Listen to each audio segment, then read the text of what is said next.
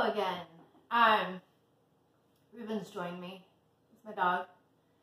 So I am uploading the first video right now, and about an hour has passed since I completed the last video on #1 do-it-yourself Napa kimchi. And I didn't realize that they take so long. I think it's like an hour and a half to upload. So now that it's been an hour, I have the cabbage that's been, salted and has been sitting in the bucket.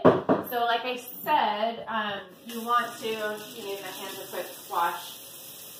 I've been washing my hands so much, they are as dry as a lizard. Yeah, so every hour or so, in those 4.5 to 5 hours, you want to press down on the cabbage. So that's what I'm doing. It's gotten, quite a bit juicier. It's kind of wilted a bit, and that salt is pulling out the liquid. So now what you want to do is you want to, in the meantime, prepare all of your ingredients that are going to go into the kimchi. So what I like to do is just get, kind of a smaller, medium-sized container and kind of prep everything and put them in that. And then ultimately, I guess it'll be about 8 o'clock tonight when I'll do the third video, I'm going to combine everything. Okay, so we already went over all the ingredients, but I'm just going to deal with them now. So in this recipe, just get to the part where it is. Step number 6, trim, peel, and halve the daikon. So about a pound of daikon radish. Just gonna use my veggie peeler, and I'm just gonna, yeah, you can still see, I'm just gonna peel off the skin really quickly. And all of the veggies have been rinsed, of course. I love daikon radish. It's so juicy and crisp, and I really like the flavor of it. It's great in salads and all different other things. So, yeah, trim it. And then you want to halve it. So I like to kind of start right about there. Kind of get that halved. And then go down the end. And then you just kind of place them on your counter. And then you're going to halve them both again, lengthwise. Kind of similar to what you do with the cabbage in terms of the cutting.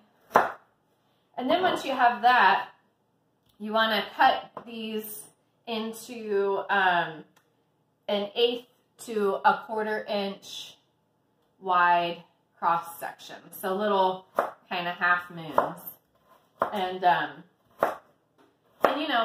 just like with the cabbage and really everything in this recipe, all about being creative and kind of, maybe you want to have bigger pieces of daikon. Maybe you want to grate the daikon. But yeah, this is just happens to be the way that I like.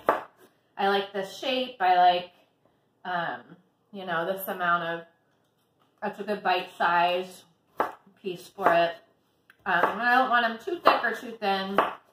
Too thin, they'll get kind of a little too floppy, and too thick, too crunchy, too big.